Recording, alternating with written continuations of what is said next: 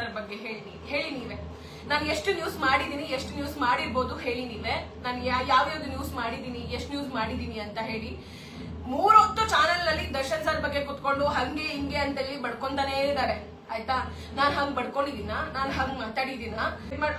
ಒಂದು ಕರ್ಮ is written ಅಂತ, ಅದು ತುಂಬಾ ಇಂಪಾರ್ಟೆಂಟ್. ಅದು ಮರ್ತೋಗ್ಬಿಟ್ಟಿದೆ. ಕರ್ಮ ಇಸ್ ಬೂಮ್ರ್ಯಾಂಗ್, ಕರ್ಮ ಇಸ್ ರಿಟರ್ನ್.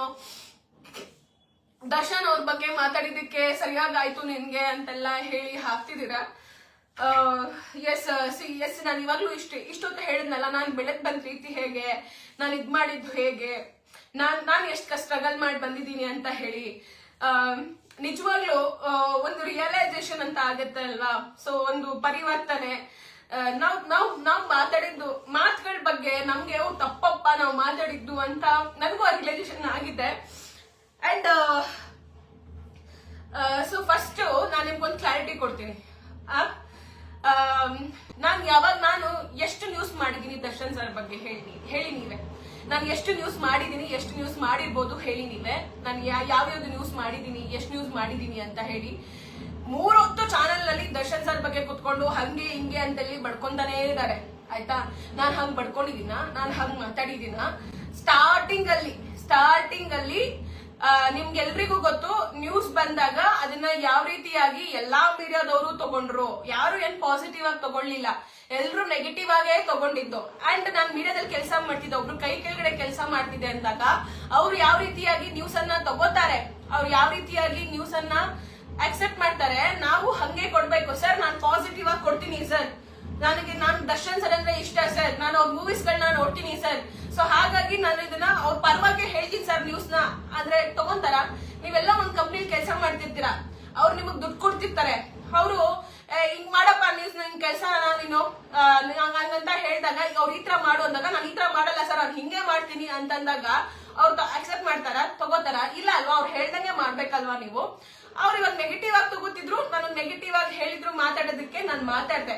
ಆ ಮಾತಾಡಾದ್ಮೇಲೆ ಒಂದೇ ಒಂದು ಲೈವ್ ನಾನ್ ಬಂದಿದ್ದು, ಒಂದೇ ಒಂದು ಲೈವ್ ದರ್ಶನ್ ಸರ್ ಬಗ್ಗೆ ಒಂದೇ ಒಂದ್ಸತಿ ನಾನು ನ್ಯೂಸ್ ಮಾಡಿದ್ದು. ನಾನು ತುಂಬಾ ಸಲ ನ್ಯೂಸ್ ಮಾಡೇ ಇಲ್ಲ, ನಾನು ಮಾಡಿದ್ದು ಒಂದೇ ಒಂದು ನ್ಯೂಸ್. ಬೇಕಾದ್ರೆ ಎಲ್ ಬೇಕಾದ್ರೂ ಹೋಗಿ ಹುಡ್ಕೊಳ್ಳಿ ಆಯ್ತಾ. ಅದಾದ್ಮೇಲೆ ಪವಿತ್ರ ಗೌಡ ಅವ್ರ ಬಗ್ಗೆ ಒಂದು ನ್ಯೂಸ್, ದರ್ಶನ್ ಸರ್ ಬಗ್ಗೆ ಒಂದೇ ಒಂದು ನ್ಯೂಸ್ ನಾನು ಮಾಡಿದ್ದು ಆಯ್ತಾ. ಒಂದೇ ಒಂದು ನ್ಯೂಸ್ ವೈರಲ್ ಆಯ್ತು ಅವತ್ತು. ಆ ನ್ಯೂಸ್ ಆದ್ಮೇಲೆ ಎಲ್ಲಾದ್ರೂ ನಾನು ಮಾತಾಡಿರೋದು ನೋಡಿದೀರಾ? ನಾನು ಅರೆಸ್ಟ್ ಆಗೋಕ್ಕಿಂತ ಮುಂಚೆ ಒಂದ್ ಮಂತ್ ಗ್ಯಾಪ್ ಇತ್ತು. ನಾನು ದರ್ಶನ್ ಸರ್ ನ್ಯೂಸ್ ಮಾಡಿ 1 ಮಂತ್ ಗ್ಯಾಪ್ ಇತ್ತು. ಆ 1 ಮಂತ್ ಗ್ಯಾಪ್ ಅಲ್ಲಿ ದಿವ್ಯಾ ವಸಂತ ಯಾಕೆ ಮಾತಾಡ್ಲಿಲ್ಲ, ಯಾಕೆ ನ್ಯೂಸ್ ಮಾಡ್ಲಿಲ್ಲ ಅಂತ ನಿಮ್ಗೆ ಗೊತ್ತಾ? ನೀವ್ ಯೋಚನೆ ಮಾಡಿದೀರಾ? ನನಗ್ ಕರೀದೇ ಏನಿಲ್ಲ, ದಿವ್ಯಾ ಬಾ ನ್ಯೂಸ್ ಮಾಡು. ದಿವ್ಯಾ, ನಾನು ಫ್ರೀಲಾನ್ಸಿಂಗ್ ಮಾಡ್ತಿದ್ದೆ, ನಾನು ಫುಲ್ ಟೈಮ್ ಎಂಪ್ಲಾಯ್ ಮಾಡ್ತಿರ್ಲಿಲ್ಲ ಆಯ್ತಾ. ನನಗೇನು ನಾನು ನ್ಯೂಸ್ ಮಾಡ್ಬೋದಿತ್ತು ಹೋಗಿ. ಒಂದೇ ಒಂದು ಲೈವ್ ಮಾಡಿದ್ದು, ಅದಾದ್ಮೇಲೆ ನಾನು ಮಾಡಿಲ್ಲ ಲೈವ್ ನ. ಆ ಒಂದು ಲೈವ್ ಆದ್ಮೇಲೆ ಎಲ್ರು ಟ್ರೋಲ್ ಮಾಡ್ತಿರ್ಬೇಕಾದ್ರೆ ನನ್ನ ಫ್ರೆಂಡ್ಸೇ ಮಾತಾಡ್ತಿರ್ಬೇಕಾದ್ರೆ, ನನ್ನ ಫ್ರೆಂಡ್ಸ್ ಗಳು ತುಂಬಾ ಜನ ದರ್ಶನ್ ಸರ್ ಫ್ಯಾನ್ಸ್ ಇದಾರೆ. ನನ್ನ ತಮ್ಮ ದರ್ಶನ್ ಸರ್ ಫ್ಯಾನು, ನನ್ನ ಸ್ವಂತ ತಮ್ಮನೇ ದರ್ಶನ್ ಸರ್ ಫ್ಯಾನು.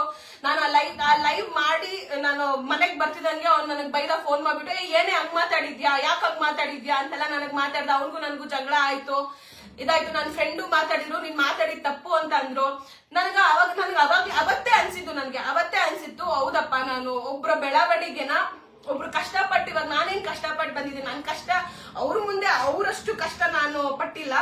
ಸೊ ನಂದೊಂದು ಚಿಕ್ಕ ಅಂಬೆಗಾಲು. ಅವ್ರು ತುಂಬಾ ಕಷ್ಟಪಟ್ಟಿದ್ದಾರೆ ಇಂಡಸ್ಟ್ರಿಯಲ್ಲಿ ಬೆಳೆಯೋದಕ್ಕೆ. ಲೈಫ್ ಬಾಯ್ ಇಂದ ಆಗಿ ಅಲ್ಲಿಂದ ಅವರು ದೊಡ್ಡ ಹೀರೋ ಆಗಿ ಒಂದಷ್ಟು ತುಂಬಾ ಜನ, ಇಡೀ ಕರ್ನಾಟಕನೇ ಅವ್ರ ಅಭಿಮಾನಿ ಆಗಿದ್ದಾರೆ. ಸೊ ಅಷ್ಟು ಜನ ಅಭಿಮಾನಿಗಳನ್ನ ಪಡೆಯೋದಕ್ಕೆ ಅವರು ನೋಡಿ, ನಾನು ಹೇಳ್ತಿದ್ದೆ, ಅಷ್ಟು ಜನ ಅಭಿಮಾನಿನ ಪಡೆಯೋದಕ್ಕೆ ಅವರು ತುಂಬಾ ಕಷ್ಟಪಟ್ಟಿದ್ದಾರೆ. ಅವ್ರು ಇಲ್ಲಿವರೆಗೂ ಸ್ಟ್ಯಾಂಡ್ ಅದಕ್ಕೆ ಕಷ್ಟಪಟ್ಟಿದ್ದಾರೆ. ಅವ್ರ ಸಿನಿಮಾಗಳನ್ನ ನಾನು ನೋಡಿದ್ದೀನಿ. ನನ್ನ ಪ್ರೀತಿಯ ರಾಮು ಆ ಸಿನಿಮಾ ನನಗೆ ಫೇವ್ರೇಟ್. ಅದರಲ್ಲಿ ಒಂದು ಸಾಂಗ್ ಇದೆ, ನಾ ಕಾಣು ಲೋಕವನ್ನು ಕಾಣೂರು ಯಾರು, ಅದಕ್ಕೆ ಸತ್ಯಕ್ಕೆ ತುಂಬಾ ಹತ್ರವಾಗಿರೋ ಸಾಂಗ್. ಆ ಸಾಂಗ್ ನನ್ಗೆ ತುಂಬಾ ಫೇವ್ರೇಟ್. ಕರಿಯಾ ಮೂವಿ ನನಗ್ ಫೇವ್ರೇಟ್. ಅವರ ಆಕ್ಟಿಂಗು ನಾನು ನೋಡ್ಕೊಂಡ್ ಬಂದಿದ್ದೀನಿ. ಅವಾಗ ನಾವು ಚಿಕ್ಕವ್ರು ಇರ್ಬೇಕಾದ್ರೆ ನನ್ನ ಏಜ್ ಅಲ್ಲಿ ಯಾರ್ಯಾರು ಇದ್ರಿ ಅವ್ರಿಗೆಲ್ಲ ಗೊತ್ತಿರುತ್ತೆ. ದರ್ಶನ್ ಸರ್ ಸಿನಿಮಾಗಳು, ಸುದೀಪ್ ಸರ್ ಸಿನಿಮಾಗಳು ಎಷ್ಟು ಅಂದ್ರೆ ಫೇಮಸ್ ಇತ್ತವಾಗ. ಅವ್ರಿಗೆ ಎಷ್ಟು ಜನ ಫ್ಯಾನ್ ಬೇಸ್ ಇದ್ರು. ನಾನು ಅವ್ರ ಅಭಿಮಾನಿ ಆಯ್ತಾ, ದರ್ಶನ್ ಸರ್ ಅಭಿಮಾನಿ. ನಾನು ಸುಳ್ಳು ಹೇಳ್ತಿಲ್ಲ, ನನಗೆ ಸುಳ್ಳು ಹೇಳೋ ಯಾವ ಅವಶ್ಯಕತೆ ಇಲ್ಲ. ನಗ ನಗಾಡೋ ಸಿಂಬಲ್ ಹಾಕಿದ್ರು, ನೀವು ಮಾತಾಡಿದ್ರು, ನನಗೇನು ಬೇಜಾರಿಲ್ಲ ಆಯ್ತಾ. ನಾನು ಒಂದು ಸಿನಿಮಾವನ್ನ ನೋಡಿ, ಆ ಸಿನಿಮಾ ನೋಡಿ ಅದ್ರಲ್ಲಿ ಇಷ್ಟ ಆದ್ರೆ ನನ್ಗೆ ಓಕೆ ಸಕ್ಕದಾಗಿದೆ ಸಿನಿಮಾ ಅಂತ, ಅದು ಈಗ ಕಾಲೇಜಿಗೆ ಬಂದ್ಮೇಲೆ ನಾವು ಅಡಾಪ್ಟ್ ಮಾಡ್ಕೊಂಡಿದ್ದೆ ಹೊರತು ಅದಕ್ಕಿಂತ ಮುಂಚೆ ಇವ್ರು ನನಗೆ ಫೇವ್ರೆಟ್ ಆಕ್ಟರ್, ಅವ್ರು ನನಗೆ favourite actor. Darshan Sudeep sir ವಿಚಾರಕ್ಕೆ ನಮ್ಮ ಸ್ಕೂಲ್ ನಲ್ಲೇನೆ ಶರ್ಟ್ ಇಟ್ಕೊಂಡು ನಾವು ಜಗಳ ಆಡ್ಕೊಂಡಿದ್ವಿ. ಇದು ರಿಯಲ್. ದೇವ್ರಾಣೆಗೂ, ನಮ್ಮ ತಾಯಿ ಮೇಲೆ ಆಣೆಗೂ, ರಾಘವೇಂದ್ರ ಸ್ವಾಮಿ ಮೇಲೆ ಆಣೆಗೂ, ಯಾಕಂದ್ರೆ ನೀವು ನಂಬಲ್ಲ ಅಲ್ವಾ, ಆಣೆ ಇಕ್ಕಿಲ್ಲ ಅಂದ್ರೆ. ಅದಕ್ಕೆ ಹೇಳ್ತಿರೋದು, ಸುಳ್ಳು ಹೇಳ್ತಿದ್ದಾರೆ ಸ್ಕ್ರಿಪ್ಟೆಡ್ ಅಂತ ಹೇಳ್ತಿರಲ್ವಾ, ಅದಕ್ಕೆ ನಿಮ್ಮನ್ನ ನಮ್ಸಕ್ಕೆ ಹೇಳ್ತಿದ್ದೇನೆ ಹೊರತು ನಾನ್ ಸುಳ್ಳು ಹೇಳ್ತಿದ್ದೀನಿ ಅಂತಲ್ಲ, ನಾನ್ ಸುಳ್ಳು ಹೇಳ್ತೀನಿ ಅದನ್ನ ನಮ್ಸಕ್ ಅಂತಲ್ಲ, ನಿಮ್ಮದ್ ಇರ್ಲಿ ಅಂತ ನಾನು ಹೇಳ್ತಿರೋದು.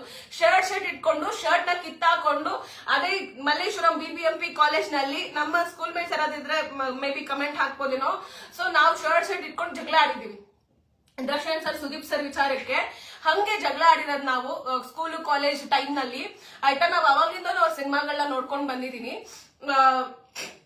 ನಿಜವಾಗ್ಲೂ ನನಗೆ ಅನ್ಸಿತ್ತು, ಬಿಕಾಸ್ ನಾನು ಜೈಲಲ್ಲಿ ಇರ್ಬೇಕಾದ್ರೂ ಆಯ್ತಾ, ಜೈಲಲ್ಲಿ ಇರ್ಬೇಕಾದ್ರೂ ಇದೆಲ್ಲ ವಿಷಯಗಳ ಬೆಳವಣಿಗೆ ಆದಾಗ್ಲಿಂದನೂ, ಅದಕ್ಕಿಂತ ಮುಂಚೆ ನಾನು 1 ತಿಂಗಳು ನ್ಯೂಸ್ ಮಾಡಿಲ್ಲ. ನಾನು ಮಾಡಿದ್ ಒಂದೇ ಒಂದು ನ್ಯೂಸ್ ದರ್ಶನ್ ಸರ್ ಬಗ್ಗೆ. ನನ್ಗೆ ಅವತ್ತೇ ಅನ್ಸಿತ್ತು ನಾನು ಮಾಡೋದ್ ಬೇಡ, ಸುಮ್ನೆ ಯಾಕೆ ಮಾತಾಡ್ಬೇಕು, ಯಾಕೆ ಅವ್ರ ವಿಚಾರನ ನಾನು ಮಾಡ್ಕೊಂಡು ನಾನು ಅವ್ರ ಬಗ್ಗೆ ಮಾತಾಡ್ಬೇಕು. ನಾನು ಸೋಕಾಲ್ಡ್ ಅಭಿಮಾನಿಗಳು ಅಂತೆಲ್ಲ ಹೇಳಿದ್ದೆ. ನಿಮ್ಗೆ ಅಭಿಮಾನಿಗಳಿಗೆ ನಾನು ಹೇಳಿದ ಮಾತು ನಿಮ್ಗೆ ಆಬ್ವಿಯಸ್ಲಿ ಬೇಜಾರಾಗಿರುತ್ತೆ. I am very sorry. And Darshan sir ಅವರ ಸ್ಟ್ರಗಲ್ ಬಗ್ಗೆ ನಾನು ತುಂಬಾ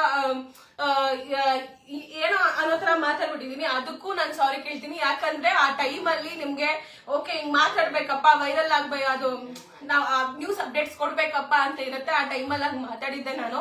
ಅದಾದ್ಮೇಲೆ ನಾನು ಅವರು ಒಬ್ಬರ ಬೆಳವಣಿಗೆ, ಇವಾಗ ನನ್ನ ಬೆಳವಣಿಗೆಯನ್ನ ಬೇರೆಯವ್ರು ಹೇಗ್ ಮಾತಾಡಿ ನನ್ ಬಗ್ಗೆ ಅಂದ್ರೆ ನನ್ನ ಬೆಳವಣಿಗೆ ಬಗ್ಗೆ ಅವರು ಅಷ್ಟೊಂದು ಕೇವಲವಾಗಿ ಮಾತಾಡ್ತಿರ್ಬೇಕಾದ್ರೆ, ಸೊ ನಾನ್ ಇನ್ನೊಬ್ರು ಬೆಳವಣಿಗೆಯನ್ನ ಜಡ್ಜ್ ಮಾಡಿದ್ದು, ನಾನ್ ಮಾತಾಡಿದ್ದು ಎಷ್ಟು ಸರಿ ಅಂತ ಹೇಳಿ ನನಗೂ ರಿಯಲೈಸೇಷನ್ ಆಗಿದೆ ಆಯ್ತಾ. ಸೊ ಅದಕ್ಕಾಗಿ ನನಗೂ ಬೇಜಾರಿದೆ.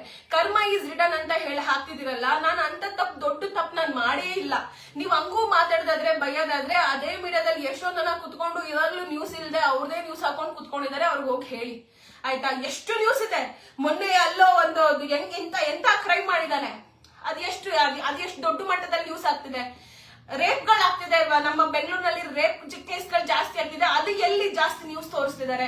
3 ಹೊತ್ತು ಅದನ್ನೇ